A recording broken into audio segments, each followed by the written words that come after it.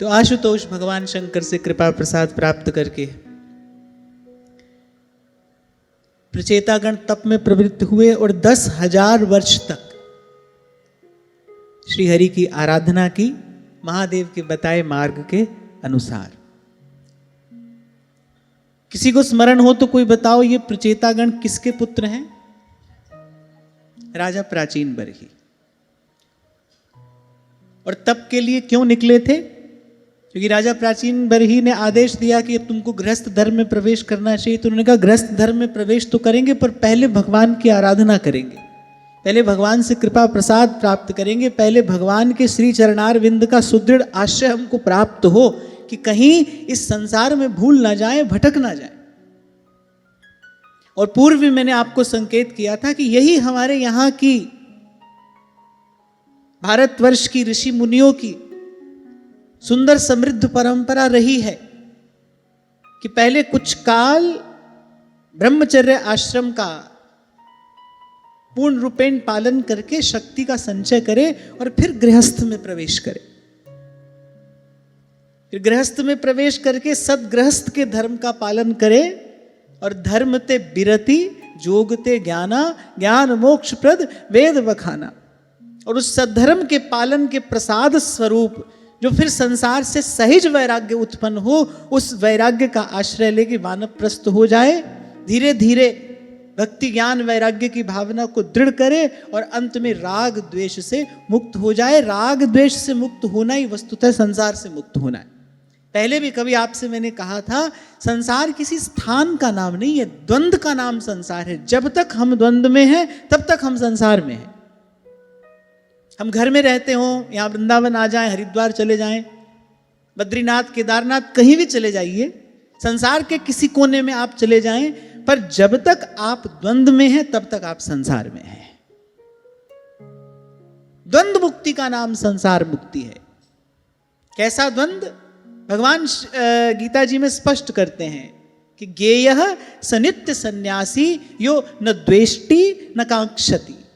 राग द्वेष से मुक्त हो जाना, यही संसार से मुक्त हो जाना। अब हम अपनी स्थिति का अगर विचार करें, ठीक है घर बार छोड़कर आ तो गए, पर क्या मन राग द्वेष से मुक्त हुआ है? तो आप देखोगे नहीं, मन तो वहीं का वहीं है, मन तो वैसा का वैसा ही है।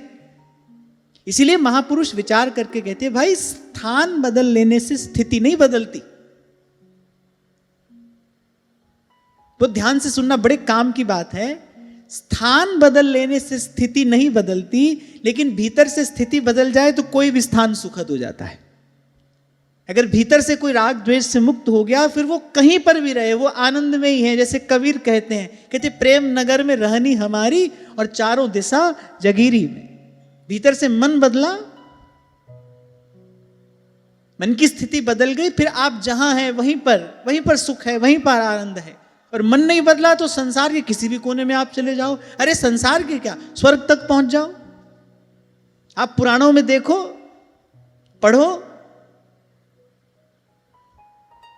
देवताओं में भी काम क्रोध अहंकार आदि विकार देखे जाते हैं ना। उसके फलस्वरूप कैसे शापा शापी होती है, कोई कहां जाकर पड़ता है, कोई कहां जाकर पड़ता है। तो कहीं तक भी आप चले जाइए, जब तक द्वंद्व है तब तक संस्कृति है। संस्कृति अर्थात एक तो संस्कृति का अर्थ है जो सरकता चला जाए, जो पल पल परिवर्तित हो रहा है। और पुनरपि जन्मम पुनरपि मरणम पुनरपि जननी जठरे शयनम। तो लक्ष्य क्या है? लक्ष्य है संसार से मुक्त होना। और इस बात को ठीक से समझने की आवश्यकता है। संसार से मुक्त होना अर्थात द्वंद्व से मुक्त होना। महत्वपूर्ण बात है मन का बदलना। एक छोटी सी बात सदा हम स्मरण में रखें कि द्वंद्व से मुक्त होना संसार से मुक्त होना है। घर छोड़ देना संसार से मुक्त होना नहीं है। जब हम द्वंद्व से मुक्त हो गए, चाह गई चिंता मिटी और मनुआ बेपरवाह। जब मन एक रस एक स्थिति में स्थिर हो गया, और वो एक रस एक स्थिति भी एक ही हो सकती है, दूसरी नहीं हो सकती। कहीं कोई सोचे कि मैं अपने हिसाब से कोई ऐसी स्थिति बनाऊंगा जिसमें एक रस स्थित हो जाऊंगा, नहीं नहीं, ऐसा नहीं हो सकता। वो एक रस स्थिति, वो एक स्थिति भी एक ही है, और वो क्या है? प्रभु के चरणारविंद का आश्रय। बस वहीं पर पहुंचकर जीव सदा सुखी रह सकता है, वहीं पर पहुंचकर जीव सदा आनंद में रह सकता है। तो प्रचेतागण चले गए तप करने। अब राजा प्राचीन वर ही थे, उनकी बुद्धि बहुत अधिक सात्विक नहीं थी, राजसी बुद्धि थी। और रजोगुण का जो परिणाम है वो क्या है? रजोगुण का परिणाम है चंचलता। आप देखेंगे बुढ़ापा आ जाता है, फिर व्यक्ति को लगता है भाई ये भी कर लूं, वो भी कर लूं, अपने बच्चों के लिए ये भी कमा लूं, अपने बच्चों के लिए वो भी करा लूं। कौन करा रहा है ये आयु अवस्था व्यवस्था नहीं करा रही, ये जो भीतर रजोगुण है ना, ये रजोगुण ये कराता है। एक बात बड़े ध्यान से समझना, तमोगुण का जो परिणाम है वो जड़ता। जिसके भीतर तमोगुण अधिक होगा ना, पड़ा रहेगा, खाया पिया पड़ गया, और जब उठा तो किसी से कलह कर लिया, क्लेश कर लिया, फिर खाया फिर पिया फिर पड़ गया। तमोगुण का लक्षण है जड़ता। अगर आप इस दृष्टि से संसार को देखने का अभ्यास करो ना, तो देखो आपका मन शांत हो जाएगा। व्यक्ति मत देखो, आप देखो भाई ये सारा संसार जो है ये इसी त्रिगुण का विस्तार है, 3 गुणों का विस्तार है। किसी में कोई गुण अधिक है, किसी में कोई गुण अधिक है। एक बात और महत्वपूर्ण, सभी में तीनों गुण हैं। जिसमें तमोगुण अधिक होगा उसका लक्षण ऐसा होगा, जिसमें रजोगुण अधिक होगा वो चैन से बैठेगा नहीं, उसको कुछ ना कुछ करने की धुन उसको सवार रहेगी। ये भी कर लूं, वो भी कर लूं, ये भी बना लूं, वो भी बना लूं। अच्छा, संसार ऐसे व्यक्ति को बड़े आदर की दृष्टि से देखता है। कितनी मेहनत करते हैं, देखो इतनी अवस्था आ गई फिर भी कितना परिश्रम कर रहे हैं। संसार बड़े आदर की दृष्टि से देखता है। क्यों? क्योंकि संसार जिसने बनाया उनका खुद का लक्षण यही है। ब्रह्मा जी का लक्षण यही तो है। ब्रह्मा जी का गुण रजोगुण ही है, वो रजोगुण प्रधान देवता है। तो इस उनके बनाए इस संसार में जो रजोगुणी व्यक्ति हैं उन्हीं का आदर होता है, उन्हीं का सम्मान होता है। और जिसमें सत्वगुण प्रधान होगा वो कैसा होगा? शांत, सरल, बहुत अधिक प्रवृत्ति में उसकी रुचि नहीं होगी। ठीक है, संतुष्ट होगा, जितना प्राप्त है ना वो उसी में संतुष्ट होगा। ऐसे लोगों का दर्शन कम होता है। फिर एक बात मैं आपको बता दूं, ऐसे लोगों के दर्शन से भी सुख मिलता है। जो व्यक्ति सत्वगुण में स्थिर है, आप उसका दर्शन करोगे, थोड़ी देर के लिए आपका मन भी शांत हो जाएगा, थोड़ी देर के लिए आपके मन को भी प्रसन्नता का अनुभव होगा। तो ये है जो सब, ये सब इन्हीं 3 गुणों का विस्तार है। और एक बात और जो मैंने आपसे कही, प्रत्येक व्यक्ति में तीनों गुण हैं।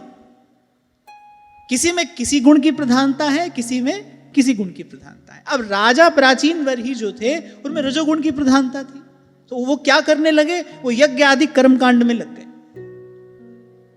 खूब यज्ञ करने लगे। और जहां से आज हमने चर्चा आरंभ की, जहां तक द्वंद्व है वहां तक संसार है। अब कर्मकांड में भी द्वंद्व है। कर्मकांड में कौन सा द्वंद्व होता है? विधि निषेध का द्वंद्व होता है।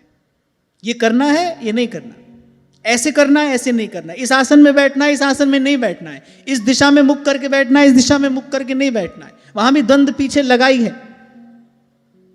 अब विचार करो, ये कर्म कांड जो है ये किसी को संसार के दुख से कैसे मुक्त कर सकता है? तो आप ही संसार रूपी द्वंद्व का ही स्वरूप है। मैं आपसे कहता हूं ना, जिसके हाथ खुले होंगे वही तो आपके बंधे हाथ खोल सकता है। जिसके खुद के हाथ बंधे हैं वो आपके कैसे खोलेगा? तो राजा प्राचीन वरी, उनका सहज स्वभाव था, रजोगुण प्रधान व्यक्ति थे, वो लग गए कर्मकांड में। अब ऐसे ही एक दिन नारद जी की दृष्टि उन पर पड़ी और लागी दया कोमलचित संता।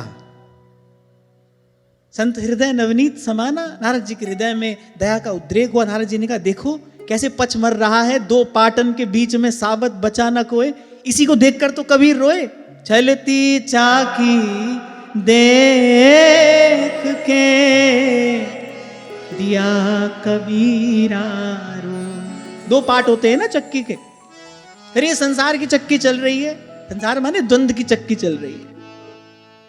कह रहे 2 पाटन के बीच में और साबत बचा न कोई, सब इसी में पिस रहे हैं, मर रहे। इसी को देखकर संत को दया आती है। लाग दया कोमल चित संता। संत के कोमल हृदय में दया का उद्रेक हुआ। नारद जी आए। नारद जी ने कहा, बोले क्या कर रहे हो? ये कौन से काम में लग गए?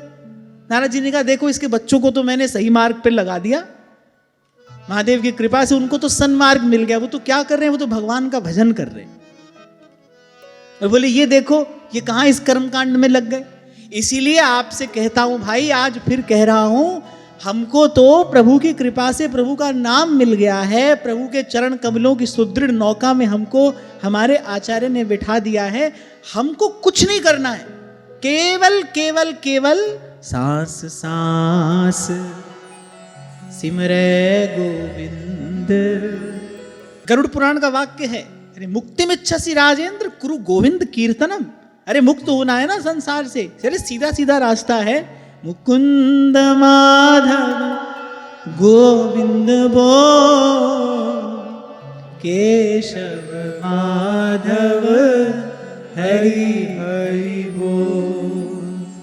मुकुंद माधव गोविंद बोल, केशव माधव हरि हरि बोल।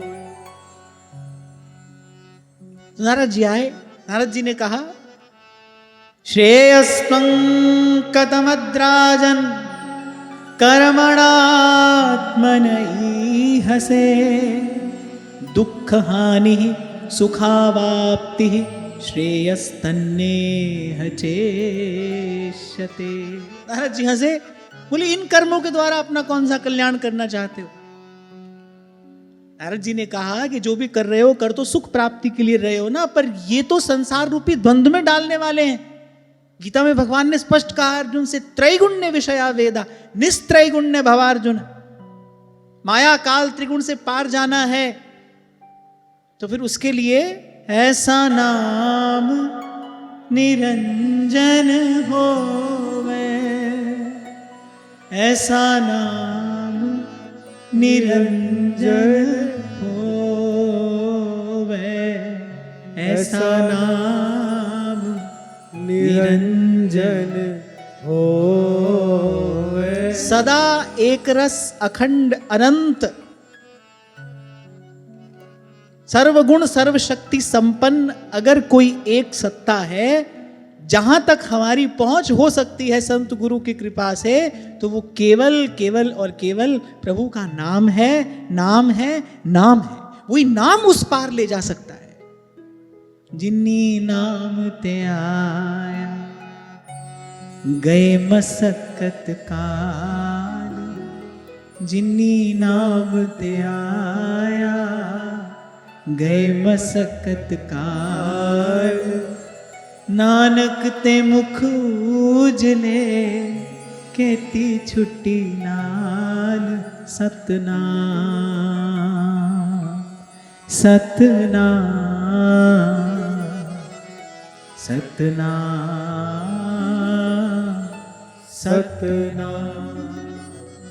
बड़ी विनम्रता पूर्वक की बात मैं कह रहा हूं, जो भी व्यासपीठ पर बैठकर सेवा परायण है, प्रभु की कृपा से जो भी इस स्थान पर बैठकर सद्धर्म का उपदेश कर रहा है, उसको बिल्कुल निर्भय होकर, निश्चिंत होकर, निर्द्वंद निर्ग्रंथ होकर व्यासपीठ से इस बात की उद्घोषणा करनी चाहिए कि जीव का कल्याण केवल केवल केवल प्रभु का नाम करा सकता है, केवल प्रभु का नाम। आपसे कभी कहा था ना मैंने, अंग्रेजी की कहावत है, the life is way more easier when there are no options। जीवन सरल हो जाता है जब बहुत सारे विकल्प नहीं होते, क्योंकि जब बहुत सारे विकल्प होते हैं ना तो मन को द्वंद्व में पड़ने की संभावना अधिक होती है, ये करें या ये करें, इस रास्ते चलें या इस रास्ते चलें। अब जब रास्ता ही एक हो, कोई दूसरा रास्ता हो ही नहीं, तो निर्णय लेना सरल हो जाता है कि नहीं? ऐसे निर्भय होकर, निश्चिंत होकर, गरज कर ये बात कहनी चाहिए कि जीव का कल्याण केवल प्रभु का नाम करा सकता है। व्यास नाम सम नाम है, नाम समान न कोई। अभी थोड़ी देर पहले आपसे मैंने कहा, जो स्वतंत्र है वही हमको बंधन मुक्त कर सकता है। और प्रभु के नाम के अतिरिक्त, नाम जप के अतिरिक्त, नाम के कीर्तन के अतिरिक्त भाई जितने भी साधन हैं वो तो सब विधि निषेध से बंधे हुए हैं। यहां तक कि भगवान के श्री विग्रह की जो सेवा है उसमें भी कुछ विधि है, उसमें भी कुछ आचार विचार का पालन करना पड़ता है। भाई स्नान करके ही तो निज मंदिर में प्रवेश करोगे, शौचाचार, सदाचार, शिष्टाचार का पालन तो उसमें भी करना पड़ता है। केवल एक ही विधि ऐसी है जिसमें न कोई विधि है और न कोई निषेध है, और वो क्या है? जिन्नी नाम दे आया गए मसकत काल, नानक ते मुख उजले खेती छुट्टी नाल। हमको तो क्या करना है, कहाँ तक जाना है, कितना प्रयास हमको करना चाहिए नाम जप में? बस इतना करना चाहिए जब तक नाम जप की आदत हो जाए, अभ्यास हो जाए, व्यसन हो जाए। आप मेरी बात मान लो, नाम की कृपा से। क्यों? क्योंकि नाम गौरवशाली वस्तु है ना। नाम में कौन विराजमान है? नाम में नामी विराजमान है। हरि के नाम में स्वयं हरि विराजमान है। उनसे बड़ा और कौन है? आप देखो, जल से भरा हुआ पात्र हो, अब वो शुद्ध जल से भरा है कि मैले जल से भरा है, उसको छोड़ो। जल से भरा हुआ कोई पात्र है, आपने उसमें एक भारी पत्थर डाला, तो पत्थर को विनती नहीं करनी पड़ती है जल से कि भाई तुम हमको थोड़ी सी जगह दे दो बैठने के लिए। उस पत्थर का जो भार है ना, वो अपना स्थान स्वयं बना लेता है। ऐसे ही भले मान लिया हमने मैले कुचैले जल से भरा हमारा ये पात्र है, पर नाम जैसी गौरवशाली वस्तु जब उसमें पड़ने लगेगी, वो अपना स्थान स्वयं बना लेगी। और एक दिन ऐसा आएगा, एक दिन ऐसा आएगा जब केवल आपकी रसना ही नहीं, आपका रोम रोम गाएगा, सुख पाया सुख पाया रहम तेरी सुख पाया। क्योंकि जो भजनानंद है ना, उसका स्वरूप स्वभाव भी ऐसा है, जिसको वो प्राप्त होता है वो कहे बिना रह नहीं सकता, वो उसकी महिमा गाए बिना रह नहीं सकता। आप देखो, सब संत अपनी वाणी में कह रहे हैं, बोले भगवान का स्वरूप कहा नहीं जा सकता, पर ये सब शास्त्र पुराण भरे पड़े हैं। ये किस बात का प्रमाण है कि ठीक है भाई, नहीं कहा जा सकता, पर फिर भी कहने वाले कहते आए हैं और कहते रहेंगे। या मन के अवलंब हित कीनो आही उपाय। तन मन शीतल होते हैं, प्राणों को संतोष मिलता है, शुद्धता, पवित्रता, निर्मलता, सकारात्मकता का संचार होता है, जीव सुखी होता है। मुझसे एक बार किसी ने पूछा था कि आप अपना अनुभव बताइए, ये छोड़िए कि कोई क्या कहता है, आप अपना अनुभव बताइए, ये जो आप सेवा करते हैं क्या प्राप्त होता है आपको इससे? तो मैंने कहा इसका बड़ा सुंदर उत्तर महाराज वाणी में देते हैं। हरि गुण गाए मेरा मन सितलाया, नाम ते आए महासुख पाया। पर ध्यान से सुनना, कह रहे नाम त्याए, नाम को ध्याया। जब आप भावना भावित हो जाते हैं, तब ऐसी स्थिति, तब ऐसा प्रसाद प्राप्त होता है। नाम त्याए महा सुख पाया, हरि गुण गाए मेरा मन सितलाया। गुरुपुरे वजी बधाई, नानक जिता बिखाड़ा जी। तू मेरा राखा सबनी थाई, ताप के काड़ा जी। तो नारद जी आए, नारद जी ने पूछा क्या कर रहे हो? तो राजा ने कहा हम अपने कल्याण का प्रयास कर रहे हैं। तो नारद जी ने कहा ये कर्म तुम्हारा कौन सा कल्याण करा देंगे, ये तो आप ही विधि निषेध के बंधन में पड़े हैं, ये तुमको कैसे बंधन मुक्त करेंगे?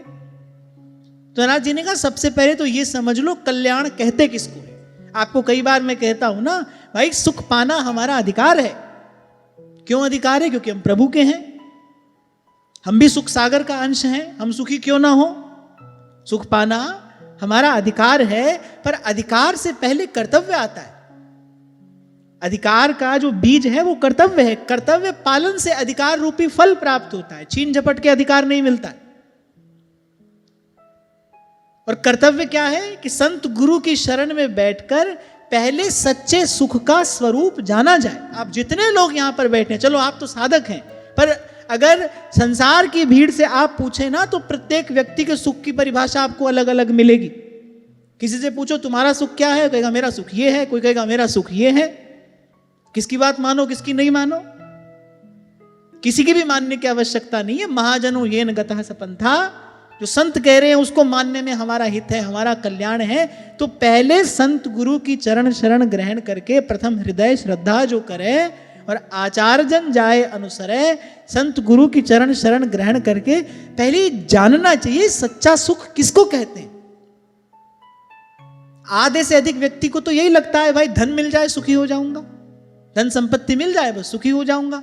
कोई सोचता है ऊंचे पद पर बैठ जाऊं तो कहना ही क्या, हमारे आनंद का फिर कहना क्या।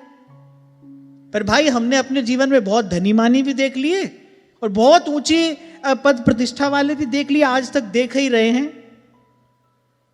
आज तक देख ही रहे हैं। आपको दूर से भले कुछ भी दिखाई पड़ता हो, पर रोते बिलबिलाते वो यहां वहां ही डोलते हैं, तो खूब खूब अच्छे से देखा है हमने, दूर से नहीं बहुत निकट से देखा है, बहुत अच्छे से देखा है। तो नारद जी ने कहा कि राजन कल्याण तो अपना कराना चाहते हो तो बड़ी अच्छी बात है, पर कल्याण के लिए सही मार्ग का चयन तुमने नहीं किया, क्योंकि तुम्हें शायद कल्याण की सही परिभाषा ही ज्ञात नहीं है। पहले जान लो कल्याण किसको कहते हैं। तो नारद जी ने कहा दुख के आत्यंतिक नाश, माने दुख का समूल नाश हो जाए। है कोई यहां पर ऐसा जिसने कभी सुख पाके फिर दुख ना पाया हो? कोई है? कोई नहीं है। अरे यहां तो जब सुख आता है तो दुख की छाया उसके साथ साथ ही आती है। अब बस ये बात दूसरी है कि अपने उन्माद में व्यक्ति वो पदचाप सुन नहीं पाता है। जब सुख आता है ना वो अपने साथ दुख लिए आता है। मैं कई बार आपसे कहता हूं तो एक सिक्के के दो पहलू हैं, एक दूसरे से ऐसे जुड़े हैं। हाँ एक बात है कि भाई दिखाई एक ही पड़ता है पर दूसरा उसके पीछे ही खड़ा है।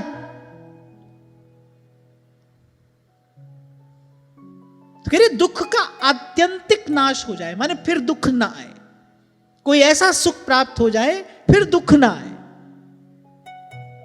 ऐसे सुखी तो भाई हमने केवल संत देखे हैं, और तो हमने कोई दूसरा देखा नहीं। सेठ साहूकार नहीं देखा, नेता अभिनेता नहीं देखा, ऊंची पद प्रतिष्ठा वाले लोग नहीं देखे। वो तो सब हमने भय और चिंता से आतुर और व्याकुल ही देखे हैं। जितना बड़ा आदमी उसके साथ उतनी तगड़ी सुरक्षा व्यवस्था होती है कि नहीं होती। अब सोचो एक आदमी मस्त अकेला चल रहा है, एक आदमी को घर से बाहर निकलने के लिए 10 आदमी चाहिए। कौन भयभीत है, किसको चिंता है? एक बार बुद्धि लगाओ, विचार करो। हम कहते बहुत बड़े आदमी है, देखो आगे पीछे कितनी गाड़ी चल रही है, 10 20 50 आदमी साथ ही चलते हैं, कि कितने बड़े आदमी हैं। और बड़ा आदमी है वो, सोचो बड़ा आदमी है कि बेचारा भय और चिंता से आतुर है, व्याकुल है। फिर कह क्या दिया जाता है, बोले तो प्रोटोकॉल है। अब कहने को लीपा पोती कुछ भी करो भाई। और एक है अलमस्त, प्रेम नगर में रहनी हमारी, प्रेम नगर में रहनी हमारी, चारों दिशा जगीरी में, मन लागो मेरो यार। माननी पड़ेगी ये बात, जो सुख पायो राम भजन में, सो सुख नाही अमीरी में, मन लागो मेरो यार फकीरी में। हाँ बस ये बात दूसरी है भाई, सत्संग की कृपा हो और इस फकीरी में मन लग जाए, माने ये लबादा केवल ओढ़ा हुआ ना हो, ये ओढ़ा हुआ ना हो, इसमें मन लग जाए, इस बात का बोध हो जाए भाई हाँ सच्चा सुख यही रहता है। दुख में भी सुखी और सुख में भी सुखी, दोनों से निर्लिप्त। ऐसा कौन हो सकता है जो दोनों से निर्लिप्त है?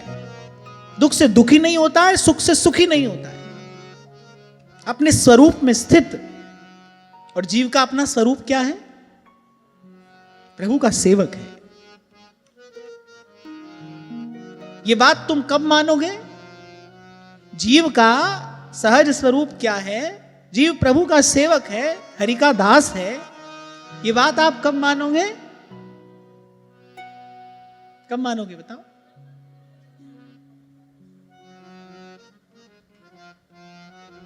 बताओ बताओ। मैंने पूछा, आपने बोल तो दिया कि जीव का सहज स्वरूप क्या है, तो आपने कहा जीव प्रभु का दास है। ये बात मानोगे कब? जिस दिन भाग्य जगेगा तुम्हारा, उस दिन मानोगे। बाईसा कहती है ना, भाग जगा मारा साध संगत सु सांवरिया के बट के। और जीव का सोया भाग्य कब जगता है? जब उसके कान में महामोहतम पुंज जासु बचन रवि करहि निकर। जिस दिन शब्द बाण पुर अंतर लागे, शब्द बाण पुर अंतर लागे, बींध दिया तन सारा, बींध दिया तन सारा। नाम रंग डारा, नाम रंग डारा, मोह पे श्याम रंग डारा। नाम रंग डारा, मोह पे श्याम रंग डारा। नाम रंग डारा, मोह पे श्याम रंग डारा। नाम रंग डारा, मोह पे श्याम रंग डारा। नाम रंग डारा, मोह पे श्याम रंग डारा। नाम रंग डारा, मोह पे श्याम रंग डारा। नाम रंग डारा, मोह पे श्याम रंग डारा। नाम रंग डारा, मोह पे श्याम रंग डारा।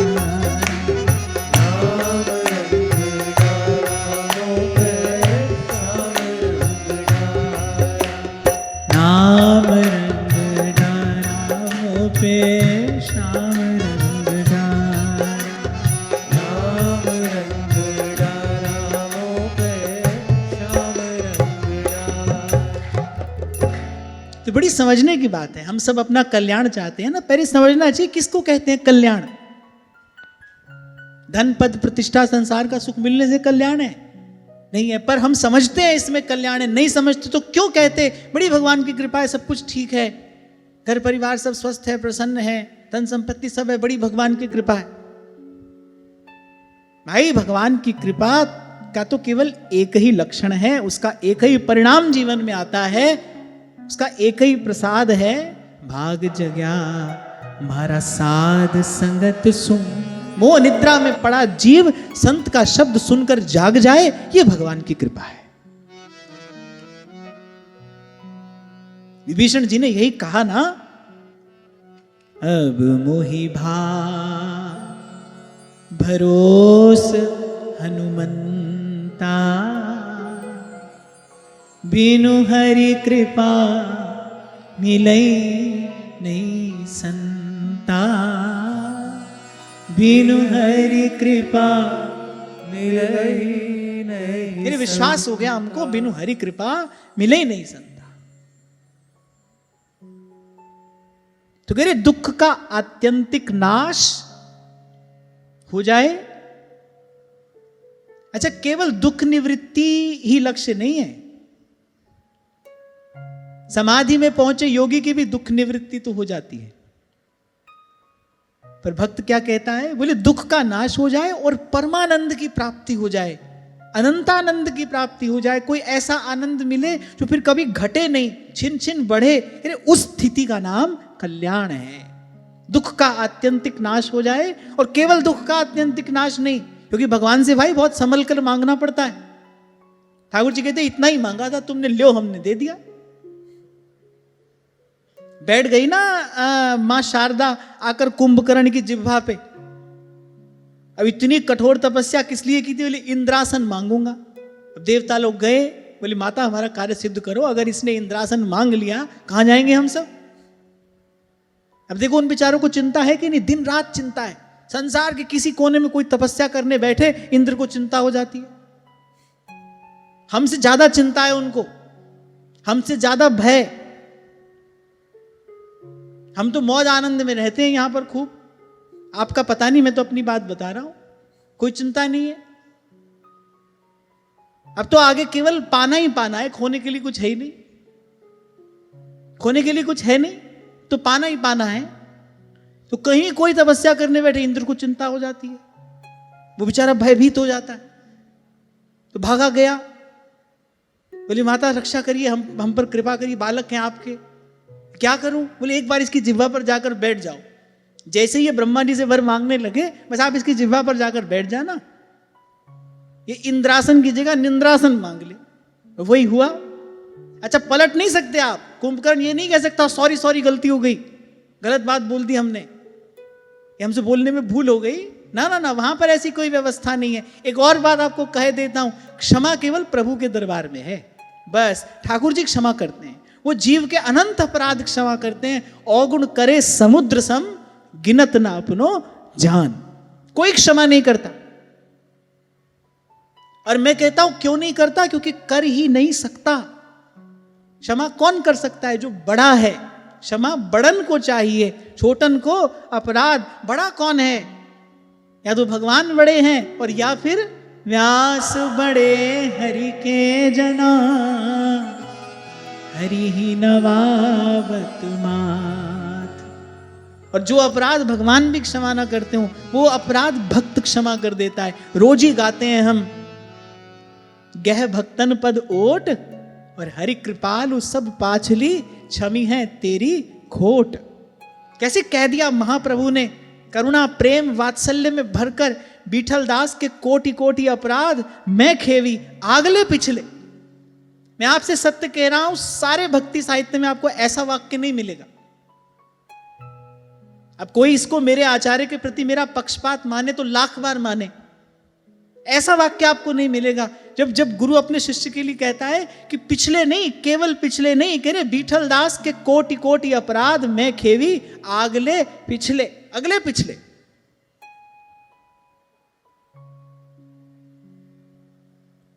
क्षमा केवल प्रभु करते हैं, या फिर प्रभु के जन करते हैं, वही बड़े हैं। ऐसे तो आप खूब कहते हो व्यवहार में, अरे हम छोटे मोटे आदमी से बात नहीं करते, तो यहाँ छोटी मोटी जगह अपना माथा क्यों घिसते हो? वहां शर्म नहीं आती? छोटे मोटे आदमी को अपने बराबर कुर्सी पे तो नहीं बैठाते, अपने घर के सेवक सहयोगी को बैठाते हो अपने बराबर में, उसको नहीं बैठाते आप। आपके घर का बढ़िया सोफा हो, उसको बैठाओगे अपने पास में, तो छोटे मोटे आदमी को अपने बराबर में नहीं बैठाते।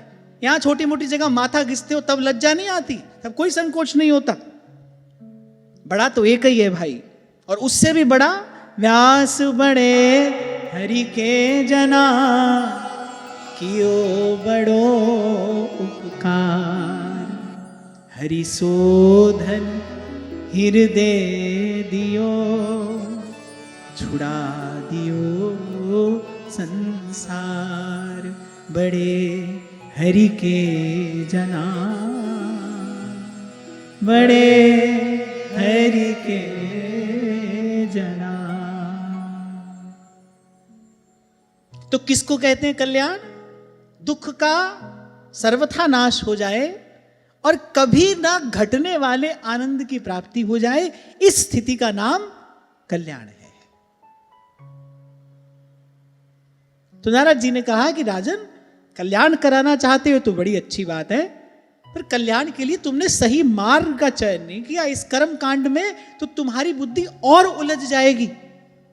ये तो उर अंतर के द्वंद्व को और बढ़ाने वाली सब विधियां हैं, इनका सर्वथा त्याग करो। राजा ने कहा, न जानामि महाभाग परं कर्मापवेदधि, ब्रूहि मे विमलं ज्ञानं येन मुच्येय कर्मभिः। पर राजा श्रद्धालु था। अच्छा, श्रद्धालु नहीं होता तो नारद जी की दृष्टि पड़ती नहीं। राजा श्रद्धालु था। आप देखो, बरसों से वो एक कार्य कर रहा है और एक संत आता है और कहता है तुम ठीक नहीं कर रहे, इसको अभी छोड़ दो, और राजा छोड़ने को तैयार हो जाता है। ये देखो, ये कैसी उन्नत श्रद्धा है। हम खूब सुन लेते हैं, यहां वहां से खूब सुन लेते हैं, लेकिन जो करते आ रहे हैं ना, हम वही करते हैं। आप देखो राजा की श्रद्धा कैसी है।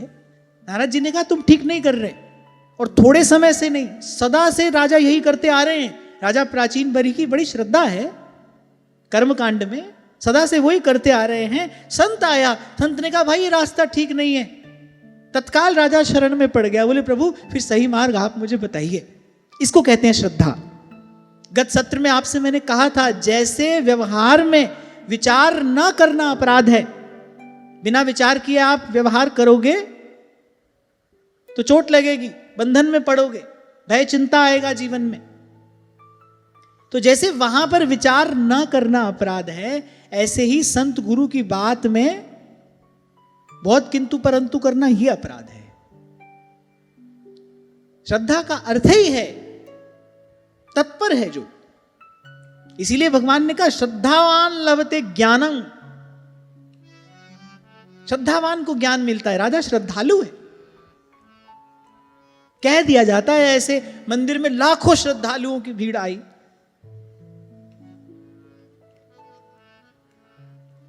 सब शब्दों का बड़ा साधारणीकरण हो गया है ना, श्रद्धा ज्ञान। मैंने मंदिर में लाखों श्रद्धालुओं की भीड़ आई। लाखों श्रद्धालु होते हैं, हो सकते हैं क्या? बड़े थोड़े होते हैं श्रद्धालु जिनके पास ये दैवी संपद होती है, वो जन बड़े थोड़े हैं। और देखो यहां पर प्रत्यक्ष प्रमाणित हो रहा है, राजा श्रद्धालु है, इसीलिए संत की दृष्टि उस पर पड़ी। भगवान की कृपा शक्ति ने अपना कार्य किया। अंतर्यामी तो घट घट में बैठा है ना, भगवान की कृपा शक्ति ने अपना कार्य किया। ये बिल्कुल ऐसा ही है, व्यक्ति तो भोला भाला है, किसी ने उसको गलत मार्ग बता दिया, अब वो बहुत भोला भाला व्यक्ति है, बहुत विचार करना उसको आता नहीं, किसी के बताए मार्ग पर चल पड़ा। पर भोले जीव की रक्षा भगवान करते हैं।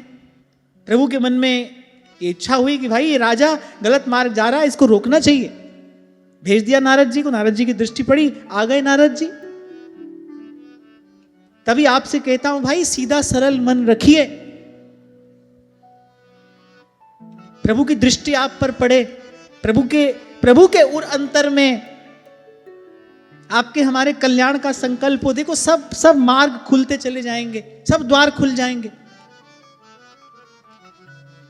तभी बाबा फरीद कहते हैं, कर ले दिल दी सफाई जे दीदार चाहिदा, वे तू जहान तो की लैणी तैनू यार चाहिदा।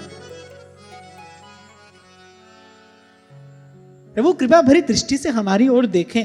उसके लिए क्या चाहिए? सीधा सरल मन चाहिए। परम श्रद्धेय स्वामी श्री रामसुखदास जी महाराज जी बात कहा करते थे, बोले बहुत संसार की पंचायती में मत पड़ो, ठीक हो रहा है, गलत हो रहा है, अच्छा हो रहा है, बुरा हो रहा है। आज कोई घटना घट जाए, आप देखो यूट्यूब पर, व्हाट्सएप पर, सब संसार के बुद्धिमान लोगों के वीडियो की बाढ़ आ जाएगी। कोई घटना संसार में घट जाए, सबकी अपनी अपनी प्रतिक्रिया आनी आरंभ हो जाएगी। उन्हीं को आज लोग एक्टिव कहते हैं। मैं तो आपसे सत्र के आरंभ में ही कह चुका, संसार ऐसे ही व्यक्ति का आदर करता है।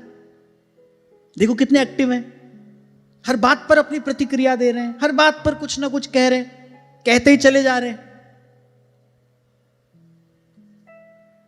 क्या कह रहा था मैं इससे पहले?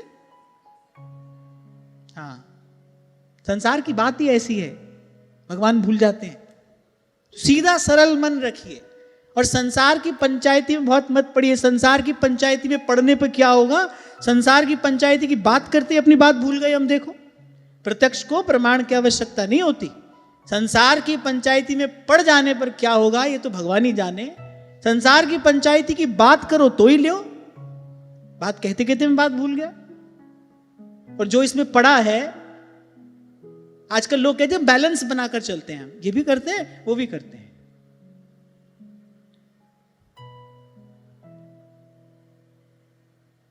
इसी के लिए महाराज वाणी में कहते हैं, मनमुख आवे और मनमुख जावे। सब अपने अपने मन की किताब पढ़िए भाई, जो मन ने कहा बस वही नियम है, वही सिद्धांत है। और मनमुख आवे, मनमुख जावे, मनमुख फिर चोटा खावे।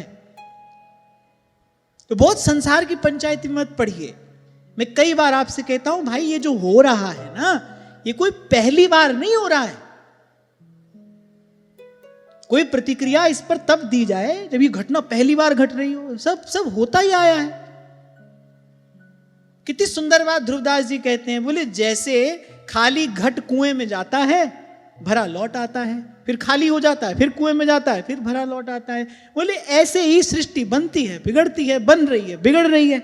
बनाने वाला बना रहा है, चलाने वाला चला रहा है, मिटाने वाला मिटा रहा है।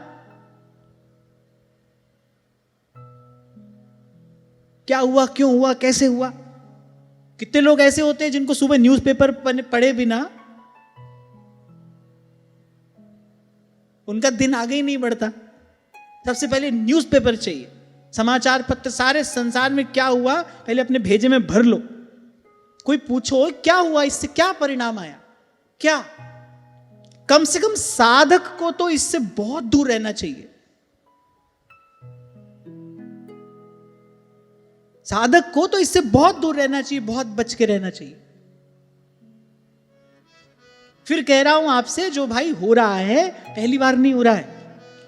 कितनी बार सतयुग, त्रेता, द्वापर, कली, कितनी बार आए गए, आते रहेंगे, जाते रहेंगे।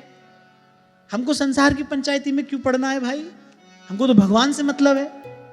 उनकी ओर देखो, उनका नाम जपो, उनकी बात सुनो, उनकी बात कहो, उनकी लीला का चिंतन करो, विचार करो।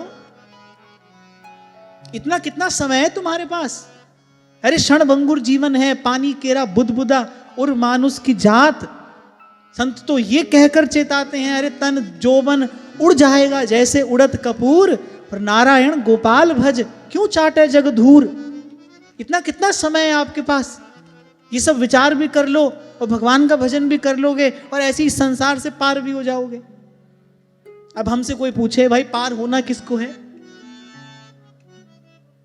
किसको पार होना है? तुमको तो अभी बहुत राउंड लगाने हैं, यहां लगाने हैं कि नहीं? नहीं लगाने हैं? नहीं ना, नहीं लगाने हैं। अपने मन में ये विचार दृढ़ करिए, मजबूत करिए इसको। गूंजती रहे आपके भीतर ये बात, मुझे कल्याण कराना है अपना। फिर से इस दुख के कूप में, इस अंधकूप में आकर फिर मुझे नहीं गिरना है। इसी के लिए भक्त भगवान से कह रहे हैं, त्राहिमाम त्राहिमाम रक्षमाम रक्षमाम। अब मैं नाचो थक्यो गोपाल। हे प्रभु मुझे अपनाइए, मुझे स्वीकारिए, कृपा दृष्टि से मेरी ओर देखिए। हमारी हरि तुम ही सो सुधरेगी। आर्त होकर, व्याकुल होकर जब तक भगवान से प्रार्थना नहीं करोगे, कैसे सुनेंगे भगवान? और केवल स्वर में नहीं, हमारी भावना में, हमारे विचार में वो व्याकुलता, वो आरती, वो पीड़ा होनी चाहिए।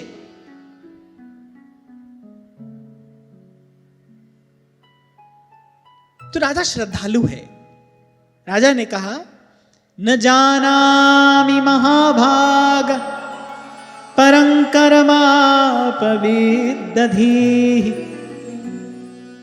राजा ने कहा, प्रभु मेरी बुद्धि तो इसी कर्म जंजाल में फंसी हुई है, इसलिए मुझे परम कल्याण का कोई पता नहीं है।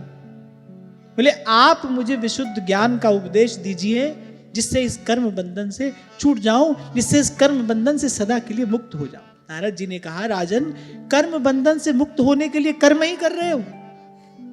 अरे कर्म बंधन से मुक्त होना है, मैं कीचड़ से हाथ थोड़ी धोया जाता है। कर्म से कैसे मुक्त कराएगा? कर्म बंधन से मुक्त होने के लिए तो कृपा चाहिए।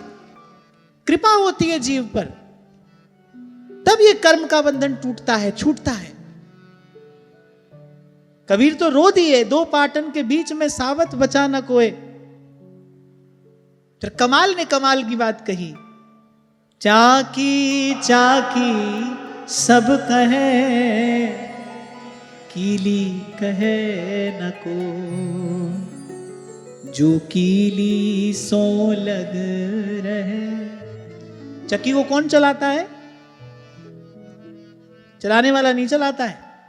चलाने वाला तो चक्की चलाने में निमित्त बनता है। कितना ही बड़ा पहलवान क्यों ना हो, चक्की पे कीला ना हो तो चक्की चला सकता है? नहीं। चक्की तोड़ तो सकता है, चला नहीं सकता है।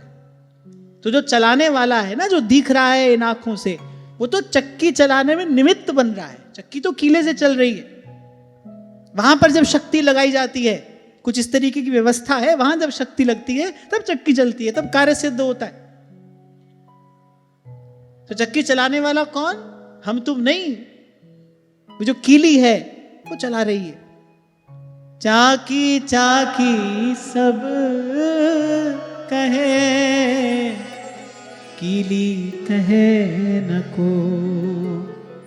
अरे जो कीली सो लग रहे, बाको बाल न बाका हुए। गृहेषु कूट धर्मेषु पुत्रदार्धनार्थधीः न परं विन्दते मूढ़ो ब्राह्म्यन् संसारवर्त्मसु।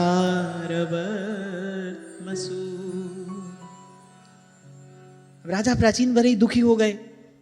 अब क्या करते, कोई और मार्ग वो जानते नहीं।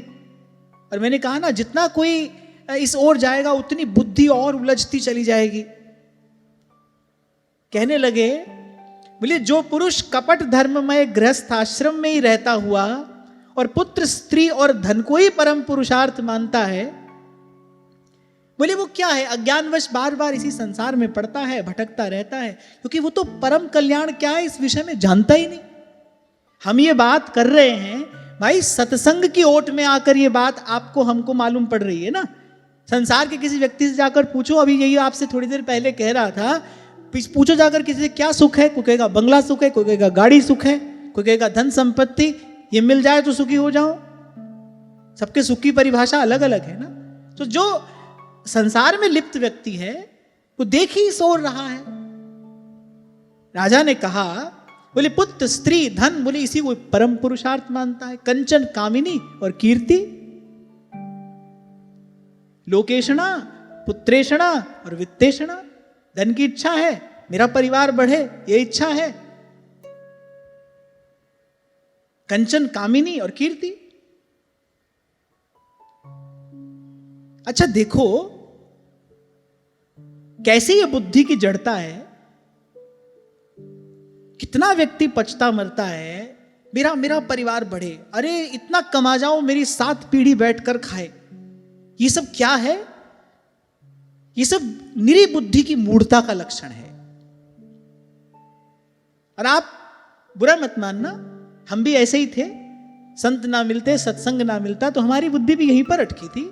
हम भी जन्म जन्म से यही करते आ रहे हैं, जन्म जन्म से भटक रहे हैं। ये तो संत मिले, सत्संग मिला, संतों की कृपा दृष्टि हुई तो थोड़ा मन को चेत हुआ, थोड़ा ये मार्ग हमको दिखाई पड़ने लगा।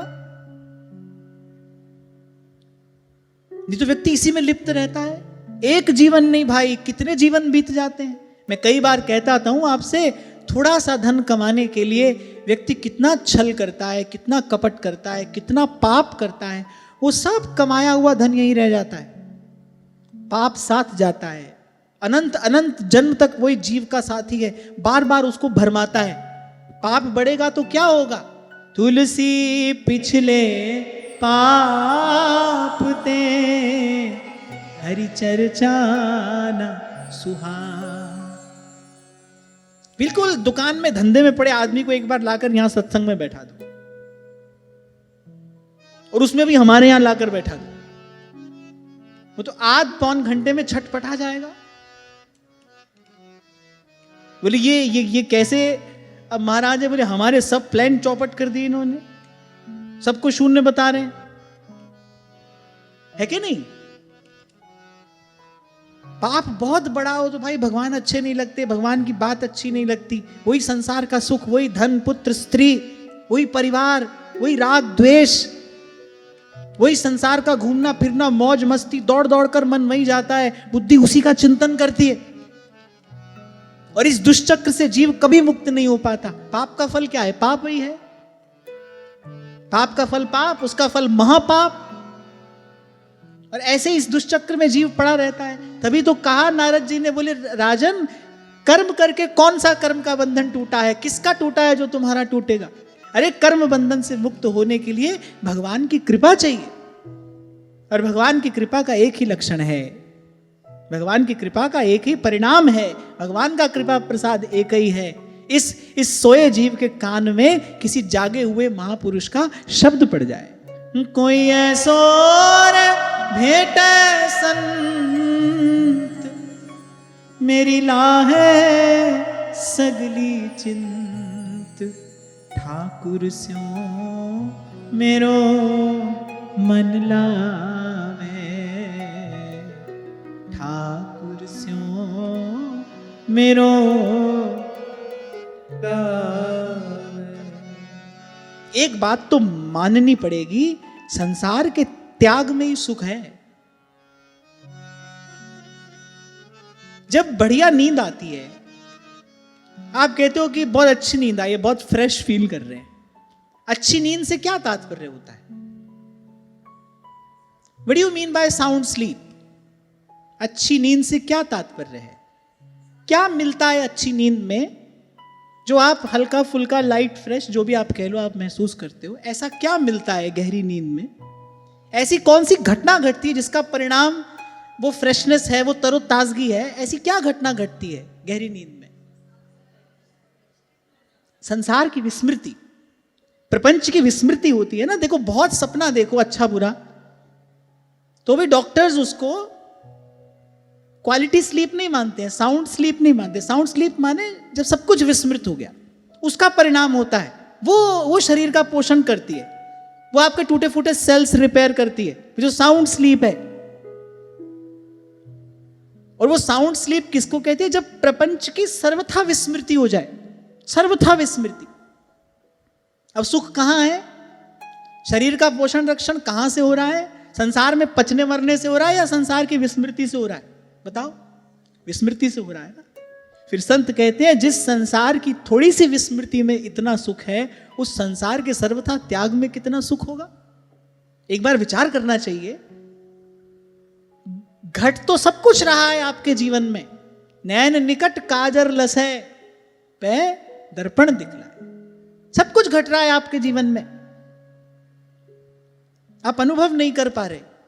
प्रभु तो आपको रोज दिखा रहे हैं कि देखो, जब संसार की विस्मृति होती है तभी जीव थोड़ी देर का सुख पाता है। एक दो बड़ी दुखद घटनाएं मैंने अपने जीवन में अपने आसपास देखी। किसी माता के सामने उसका युवान पुत्र चला गया, तो डॉक्टरों ने कहा कि भाई ये व्यक्ति जो है ये पीड़ा झेल नहीं पाएगा, तो इसको सुला दो कि 10-15 घंटे तक सो जाए, ये सब कुछ घट जाए, उसके बाद इसको जगाना, इसको सुषुप्ति में पहुंचा दो। माने सुषुप्ति से क्या हो रहा है? थोड़ी देर के लिए दुख निवृत्ति हो रही है ना। और वो सुषुप्ति क्या है? प्रपंच की विस्मृति, भूल गया जब संसार। तो इस बात को सोचो, विचारो।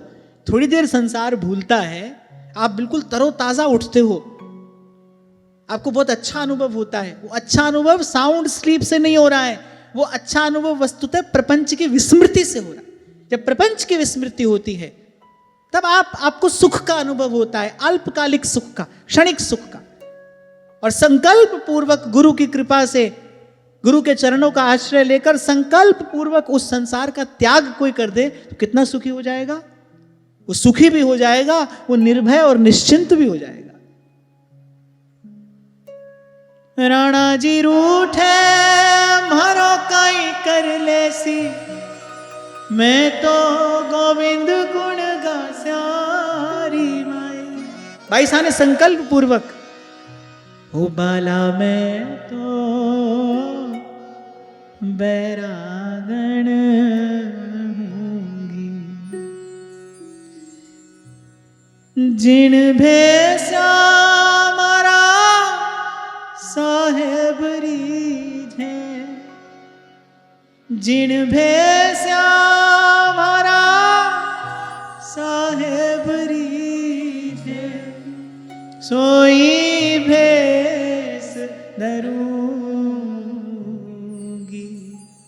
सोई भेस धरूंगी, भाला मैं तो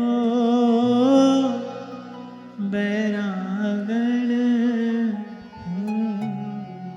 आपके अधिकार में जितनी वस्तुएं हैं, जितने अधिक व्यक्तियों से आपका संबंध है, उतने ही आप भीतर से निर्बल हो, दुर्बल हो, परतंत्र हो, पराधीन हो। ध्यान रखना, जितनी अधिक वस्तुएं आपके पास हैं, जितने अधिक लोगों से आपका संबंध है, उतना ही अधिक निर्बल दुर्बल हो आप, पराधीन हो, परतंत्र हो। और भूलना नहीं, पराधीन सुपने हूं सुख नहीं। इसको पाकर थोड़ी कोई सुखी हुआ है। पुराण में बड़ी सुंदर व्याख्या मिलती है कर्म की। किसको कहना चाहिए कर्म? बोले तत्कर्म यन्न बंधाय। जो बंधन में डाले वो कर्म नहीं है, जो मुक्त करे वो कर्म है। ऐसा कर्म तो एक ही है, हरि और हरिजन की सेवा। मुक्त भुगत जुगत तेरी सेवा, जित तू आप करावे।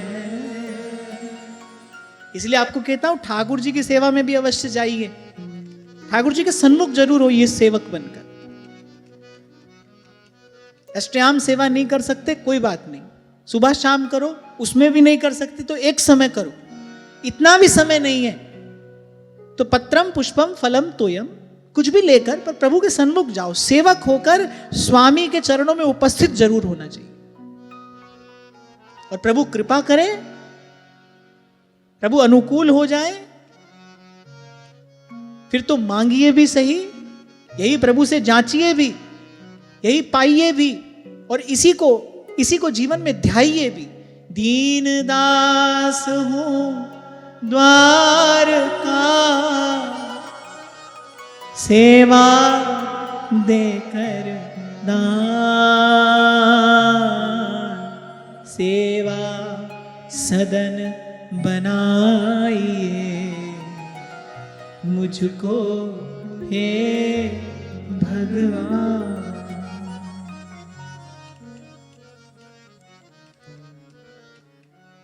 तत्कर्म यन्न बंधाय सा विद्याया विमुक्तये। विद्या क्या है? जो मुक्त करने वाली हो। कर्म किसको कहना चाहिए? जो बंधन में डालने वाला ना हो। तो नारद जी ने हटाया वहां से। अरे कहां लगे हो, छोड़ो इसको, हटो यहां से। भगवान का भजन करो, सीधे सीधे हरि भजो, भगवान के नाम का कीर्तन करो, भगवान की लीला कथा का श्रवण करो। यह है कल्याण का मार्ग। पर अब भाई जो लगा है व्यक्ति इतने जन्मों से, उसको कैसे हटाया जाए? तो नारद जी ने थोड़ा डराया, नारद जी ने थोड़ा भयभीत किया। कैसे? भो भो प्रजापते राजन पशून पश्य त्वयाध्वरे, संज्ञापितान जीव संघान निर्घृणेन सहस्त्रशः। नारद जी ने कहा देखो, बोले तुमने यज्ञ में निर्दयता पूर्वक जिन हजारों पशुओं की बलि दी है। नारद जी ने कहा देखो ऊपर आकाश में देखो, बोले सब तुम्हारी वेट में खड़े हैं, ये सब तुम्हारे इंतजार में खड़े हैं। और जो पीड़ा तुमने इनको दी, बोले उन पीड़ाओं का स्मरण करते हुए ये खड़े हैं। जब तुम जाओगे, बोले एक एक करके तुम्हारे द्वारा दिए गए एक एक दुख का बदला तुमसे लेंगे। सावधान होना है तो कर्म करने से पहले सावधान होइए, बाद में होने का कोई लाभ नहीं है। फिर मनोरथ के धागे बांधते फिरो, हाय हाय हमसे ऐसा हो गया, अब भगवान क्षमा करें। ना ना, कर्म का बीज गिरा तो फिर जो जस करहि तस फल चाखा। तो सावधान होना है ना, तो फिर कर्म करने से पहले सावधान होइए।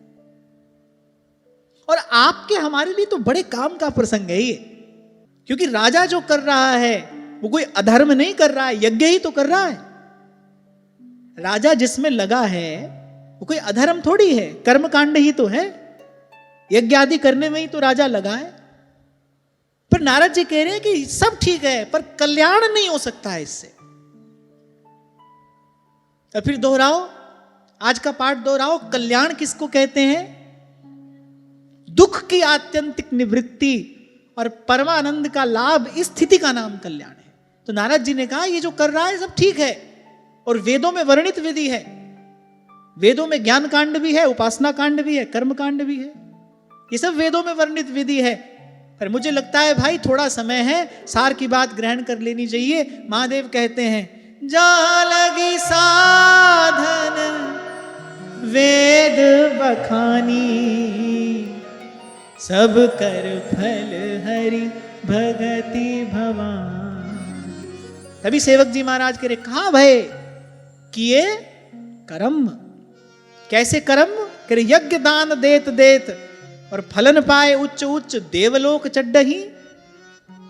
हालांकि ये भी इतना सब सरल नहीं है भाई, हम तो यहां चर्चा कर रहे हैं, हमने कह दिया, पर ये सब भी कोई इतना सरल थोड़ी है। यज्ञ दान आदि क्रिया, इसका विधि निषेध पालन पूर्वक पालन करते हुए इसको सही प्रकार से करना कोई सरल कार्य थोड़ी है। जरा सी भूल हुई नहीं, जरा सी भूल हुई नहीं। अरे और तो छोड़ो, मंत्रोच्चारण में एक हलंत विसर्ग अनुस्वार की भी यदि गलती हो गई तो उसका विपरीत परिणाम आता है।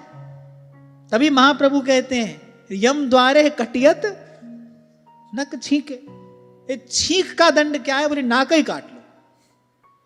वो आदमी कह रहा है सॉरी अब नहीं मारूंगा। बोले नहीं, जब तक नाक है तब तक तो छींक आएगी। बोले इसकी नाक ही काटो। यम द्वारे कटियत नक छींके। तभी तो कह रहा हूं भाई, हम जैसों की समाई तो प्रभु के ही दरबार में है। लेखे गणित न छुट्टिए खिणखिण पुल्लण हार, बख्शण हारा बख्श दे नानक पार उतार। हमारी समाई कहीं और नहीं है। तो ये तो ठीक है, हमने यहां कह दिया, कहा भय कि ये कर्म जग दान देत देत फलन पाए उच्च उच्च देव लोक चड्डही। पर ये सब भी इतना सरल नहीं है भाई, बड़ा कठिन है। भूल होती है, एक बार नहीं बार बार होती है। फिर भूल का परिणाम क्या है? भटकाव। भूल करता है फिर जीव भटकता है। उसी भूल को मिटाने के लिए नारद जी आए हैं। और किसी भी जीव की भूल अगर सुधरी है तो भाई वो तो सत्संग से ही सुधरी है। मैंने कहा ना, एक बार इस स्थिति का आप दर्शन करो। राजा कोई अधर्म नहीं कर रहा है, धर्म पालन में लगा है। क्षत्रिय राजा है, यज्ञ करना उसका धर्म है। इन्हीं सब बातों का विचार करके श्री गीता जी के अंत में भगवान ने कहा सर्वधर्मान परित्यज्य मामेकं शरणं ब्रज। भगवान ने कहा ये सब तुझे मुक्त नहीं करा सकते हैं पार्थ, ये सब तुझे मुक्त नहीं करा सकते, सब मिलकर भी तुझे मुक्त नहीं करा सकते। तो नारद जी ने पहले थोड़ा डराया ताकि राजा का मन हटे वहां से, राजा का मन उपरत हो, क्योंकि राजा की बुद्धि रम गई है उस कर्मकांड में। अच्छा, इसका अभ्यास हो जाता है बुद्धि को। ऐसे लोग हमने देखे, पानी भी पीते हैं तो मूर्त देखकर पीते हैं। कहीं उनको यात्रा करनी हो तो पहले पत्रा खोलकर देखेंगे, बोले इस दिशा में दिशा शूल तो नहीं है आज, कितना ही महत्वपूर्ण कार्य, बोले नहीं आज इस दिशा में नहीं जाएंगे। छोटी छोटी बात के लिए मूर्त देखते हैं। आप देखो कितनी उलझी हुई ऐसी बुद्धि कितनी जल्दी थक जाती होगी। तो बुद्धि रम जाती है, फिर इसका अभ्यास हो जाता है। मन को तो किसी भी बात का अभ्यास हो जाता है, फिर इसी विधि निषेध के पालन में अभ्यस्त हो जाती है बुद्धि। और ऐसी बुद्धि रम गई थी प्राचीन बरही की। नारद जी ने कहा इसको यहां से हटाने के लिए इसको पहले भयभीत करना पड़ेगा। नारद जी ने कहा देखो सब पशुओं को जिनको तुमने मारा है वे सब आकाश में खड़े हैं तुम्हारी प्रतीक्षा में। जब तुम जाओगे तो गिन गिन कर तुम्हारे द्वारा दिए हुए दुख का, पीड़ा का बदला ये तुमसे लेंगे। और नारद जी तो और एक्सप्लेन करके बता रहे हैं, बोले जब मर के जाओगे ना ऊपर, बोले अत्यंत क्रोध में भरकर अपने लोहे के सींगों से छेदेंगे तुम्हें। अब राजा भयभीत हुआ, श्रद्धालु तो था ही। उसने कहा प्रभु मुझे तो लगता था यही धर्म पालन है, इसी से कल्याण हो जाएगा, इसी को करने में मैं लगा था। अब तो राजा भयभीत हो गया, पकड़ लिए चरण, मेरे कल्याण का कोई मार्ग बताइए। इसीलिए आपको बार बार कहता हूं भाई, सीधे सीधे हरि भजो। भगवान का नाम सब मंगलों का मूल है। जिन्नी नाम ते आया गए मसक्कत काल। हर चीज मिलावटी है, अशुद्ध है। निर्मल निरंजन केवल प्रभु का नाम है। त्रिगुणातीत, मायातीत, कालातीत वस्तु संत गुरु की कृपा से हमको प्रसाद स्वरूप मिल गई है। हमको संतों गुरुजनों ने प्रभु का नाम सुना दिया है।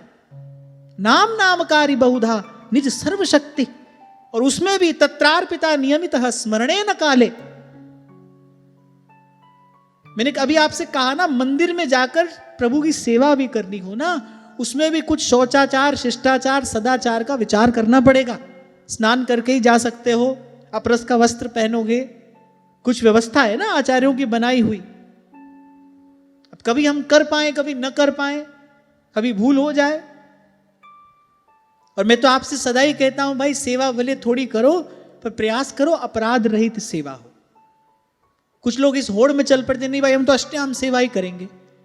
और अष्टयाम सेवा करने की होड़ में एक समय की सेवा भी भावपूर्ण नहीं कर पा रहे हैं, तो उसका तो कोई लाभ नहीं। एक समय करो, सुबह शाम करो, पर भाव से करो, भावग्राही जनार्दन। अपने यहां पर क्रिया का कोई मूल्य, कोई महत्व नहीं है। हित ध्रुव निरखत नेक नहीं, वैभवता की ओर रंच प्रेम में अपनपो हारत नवल किशोर। और एक बात मैं, प्रसंग आया है तो कह रहा हूं, और बहुत बल देकर कह रहा हूं, जितनी भी सेवा करो आप करो, आपको जो आता हो वो आप करो। सेवा में पराश्रय कम से कम होना चाहिए। इसी आचरण का उपदेश तो आचार्य आपको हमको कर रहे हैं कि जब श्री व्यास जी पहुंचे तो महाप्रभु जी के निकट क्या सेवा करने वालों की कमी रही होगी? पर मंदिर में श्री जी की रसोई अपने ही कर कमलों से सिद्ध कर रहे हैं। अरे यहां तक भी ठीक है, प्रभु की सेवा है। पर आप उस घटना का विचार करो जब नाहरमल जी जंगल में पहुंचे, चूल्हे में जो लकड़ी जलेगी उस लकड़ी को भी श्री महाप्रभु जी अपने ही कर कमलों से बीन रहे हैं। आचरण से ही तो उपदेश किया जाता है, आचार्य अपने आचरण से ही तो बताता है, सिखाता है। भले बहुत थोड़ी सेवा आप करो, एक ही समय करो, आपके पास बहुत समय नहीं है, साधन नहीं है, कोई बात नहीं, एक समय करो, पर आप करो। प्रत्येक सेवा आप स्वयं करिए। ठाकुर जी कोई आवश्यकता नहीं है, हमारे 56 भोग की भी नहीं, हमारे हीरा मणि माणिक की भी नहीं, सुंदर वस्त्र आभूषण की भी नहीं, किसी वस्तु कोई आवश्यकता नहीं। भावग्राही जनार्दन। और जैसा अभी मैंने आपसे कहा ना, जिस रास्ते चलोगे बस उसी का अभ्यास हो जाएगा, करते चले जाओगे। मैं देखता हूं व्यक्ति बोलता बतियाता भी रहता है, साथ साथ में ठाकुर जी की आरती भी हो गई, ठाकुर जी का ऐसे भोग जब उसारा तो ऐसे ही बात करते करते ठाकुर जी का हस्तकमल प्रक्षालन भी करा दिया, ऐसे रुमाल से ऐसे ऐसे उठाकर, बस ऐसे जैसे मशीनें क्रिया करती है ना, ऐसे ही बस रोज की तरह करते चले गए। इसको आप सेवा कहोगे? और इसका परिणाम क्या आ रहा है? हमको लग रहा है हम तो सेवा में हैं जी, हम तो सुबह से शाम तक अष्टयाम सेवा ही कर रहे हैं। क्या कर रहे थे? बोले सेवा कर रहे थे। ये सेवा है? ये 10 जगह मन दौड़ रहा है, यहां वहां बोल भी रहे हैं, बतला भी रहे हैं, और वो जो सेवा की क्रिया है वो भी मशीन की तरह किए चले जा रहे हैं, और लग रहा है सेवा कर रहे हैं। अब राजा प्राचीन बरही की बुद्धि कर्मकांड में रम गई, हमारी इस क्रिया में रमी हुई है, हम भी वहीं खड़े हैं। ये प्रसंग हमको क्या सिखा रहा है? हमको यही सिखा रहा है, हम भी तो वहीं खड़े हैं, हमारी बुद्धि भी इस क्रिया में रमी हुई है। कितनी भी बढ़िया गाड़ी हो भाई, कोई ईंधन तो डालना पड़ेगा ना उसमें, उसको आगे बढ़ाने के लिए, कि धक्का ही मार के ले जाओगे। ऐसे ही ये जो हमारी भावना है ना, इसमें उसी विशुद्ध भाव का ईंधन डालना पड़ेगा। भावना में वो भाव का ईंधन पड़ेगा, तब ये भावना आगे बढ़ेगी, आकार लेगी, तब कभी श्री जी के पास जाकर पहुंचेगी।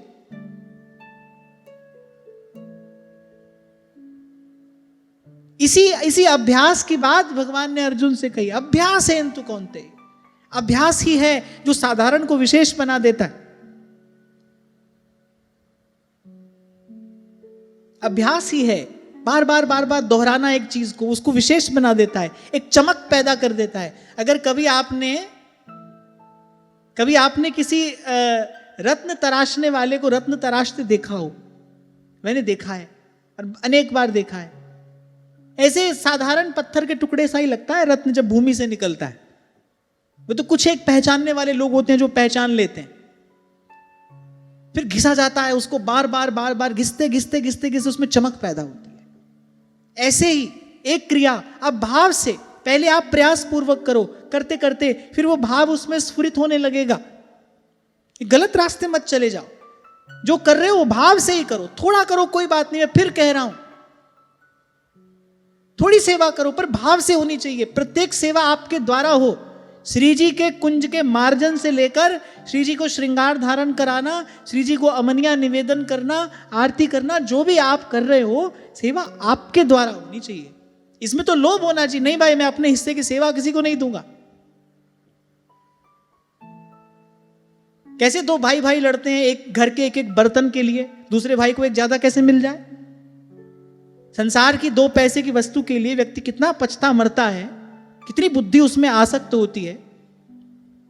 कितने उदार हैं हम, सेवा सबको ही बांटते चलते हैं, ये तुम कर दो, ये तुम कर दो।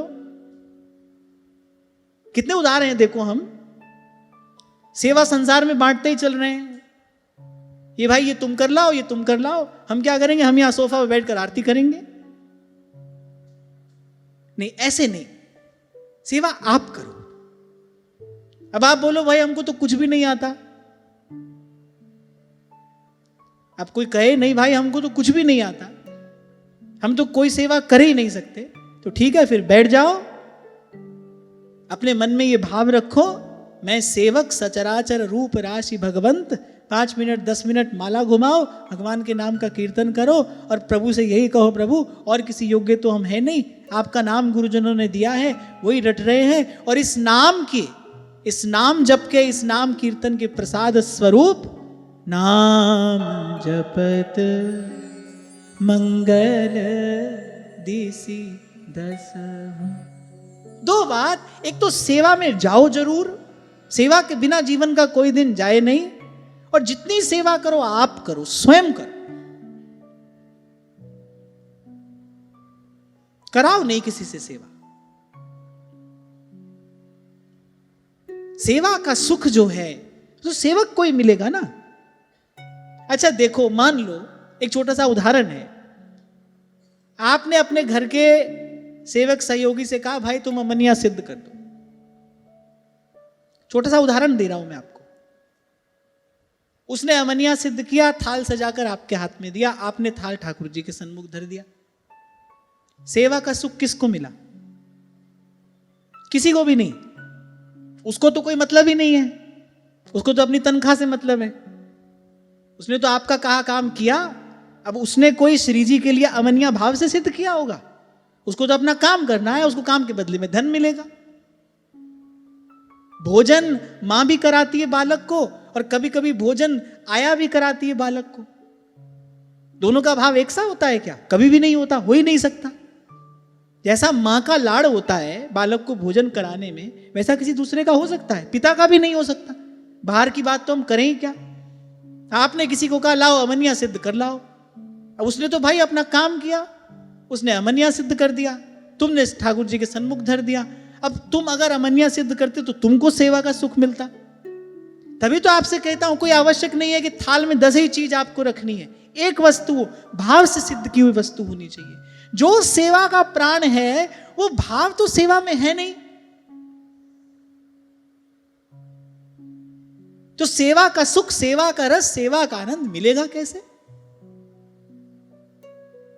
क्योंकि ये प्रसंग हमसे भी कुछ कह रहा है। राजा प्राचीन बरही की बुद्धि भी द्वंद्व में है, वो किसी और प्रकार के द्वंद्व में है, हमारी बुद्धि किसी और प्रकार के द्वंद्व में है। चल तो हम भी इसी मार्ग पर हैं। हमको सीखना है यहां से। हमको क्या बात मिली काम की? हमको ये बात काम की मिली। इसीलिए मैंने अभी आपसे कहा, महाराज ने भी जब ये 2 पंक्तियां कही तो क्या कहा? जिन्नी नाम त्याय। सब महापुरुषों ने नाम को ध्याने की बात की है। नाम त्याय महासुख पाया। सेवक जी महाराज कह रहे श्री व्यास नंदन नाम जो प्रतीति सो न रट्टे। प्रतीति कैसे होती है? जाने बिन नहीं हुई प्रतीति। भावना भावित होकर किया हुआ जब, भावना भावित होकर किया गया कार्य, वही ध्यान है, वही सेवा है। भाव से विहीन वो तो केवल एक क्रिया है, और मैंने कहा उसका यहां कोई मोल नहीं, और कम से कम प्रेम के इस मार्ग पर तो कोई भी मोल नहीं। ध्रुवदास जी बार बार कहते हैं, हित ध्रुव निरखत नेक नहीं वैभवता की ओ। आपको लगता है चांदी के थाल में आपने 10 वस्तुएं सजाकर ठाकुर जी के सामने रखी, आप तो बहुत सुंदर सेवा कर रहे हो। अरे दोना में एक फल अमनिया करके रखो।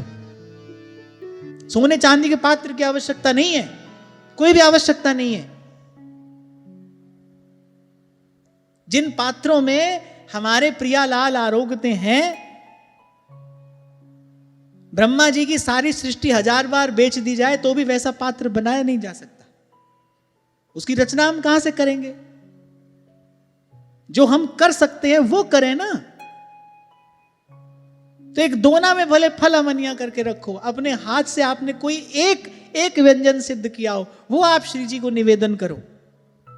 प्रत्येक क्रिया जहां तक हो सके वो आपके द्वारा संपादित होनी चाहिए। जो हम कर रहे हैं उसे किसी को भी सेवा का सुख नहीं मिल रहा है भाई, हमको तो मिल ही नहीं रहा है, और दूसरा व्यक्ति तो वैसे भी भाई वो तो किसी लोभ से वो कार्य कर रहा है।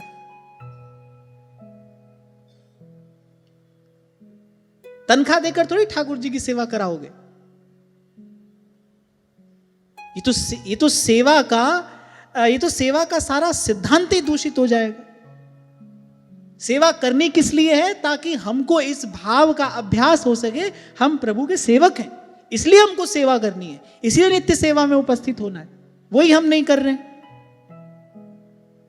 खैर चलो, थोड़ा विषयांतर हुआ, लेकिन यहां से काम की बात हमको आज मिल गई। हम वापस वहीं चले जहां राजा प्राचीन वही बेचारे डर के मारे कांप रहे हैं, घबरा रहे हैं। तो उन्होंने कहा कि प्रभु बताइए कोई रास्ता, आप हमको बताइए।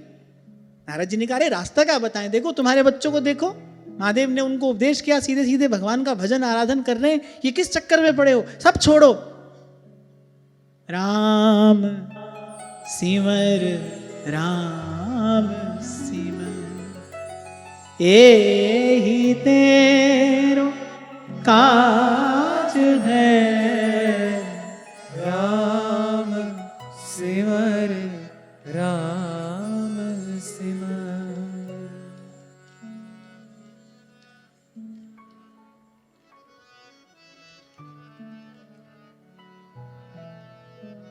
जब राजा को बड़ा भयभीत देखा, घबराया देखा, तो नारद जी को दया आई।